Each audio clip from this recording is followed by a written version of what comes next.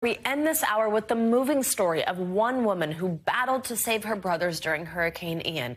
Darcy Bishop was at home with her two brothers, Russell and Todd, who were both born with cerebral palsy and have limited mobility. And when the floodwaters came rushing in, she hurried to get them to safety, carrying Russell to the second floor as the water began to rise. The pair made it up a handful of stairs before Darcy could not go any further. She sat with her brothers as the water rose, touching their feet and waiting. And today we have Darcy Bishop with us to talk about her experience. Darcy, thank you for being here. We're so glad you are safe. I'm sorry, I think I see a cast on your arm, so I hope you're healing okay. Just to start, how are you coping since this hurricane and your family?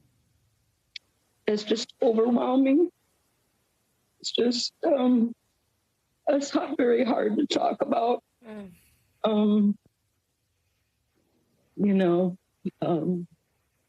I just had to last night put my brother in a group home, and it was the hardest thing I had to do. But I can't care for him now, and I have no place to put him.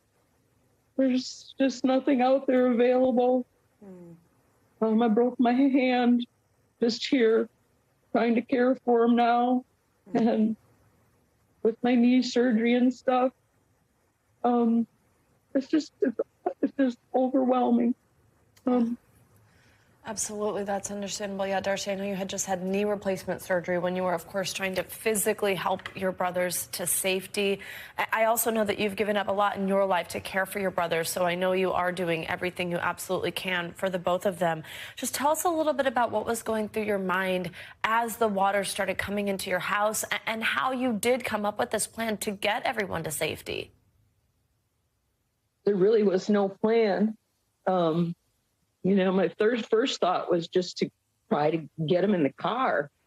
And, they both were in their rooms, and I was just yelling at them, one to get, to the car. And I had to go get the other one in the wheelchair. And by the time I did that, it was knee deep, and the front door went open, and the garage door, I went to the car, and the car was already flooding. Couldn't do that, so it was just a matter of trying to get to the stairs and get him upstairs. And I got the one brother that could walk to the stairs, guided him there. And then the other one, like I said, he was in a wheelchair, and I just got him to the stairs, and he flopped out of the wheelchair, and I just tried to get him up as many stairs as I could, but, he can't walk, and it ended up that, he was so stiff, and I had a gate belt on him, and it just guide him up, and I had a physical therapist I tried to call. He always listened to her, and it was just a one-by-one type thing, and he'd slip once in a while, and then I had to turn the phone off, and I didn't have phone service. Right, Darcy. I mean, it's one by one that you're describing, and there's so much that you and your family have gone through, and yet you have shown so much resilience. So we appreciate you speaking to us. As I can see, you're still healing, and the emotions are so raw, but we are keeping your family and your community in our thoughts and prayers. Absolutely. And what you did for them is amazing. We so appreciate your time this morning, Darcy. We'll check in with you. We'll be thinking about you. Okay, thank you so much. Stay safe. Stay well.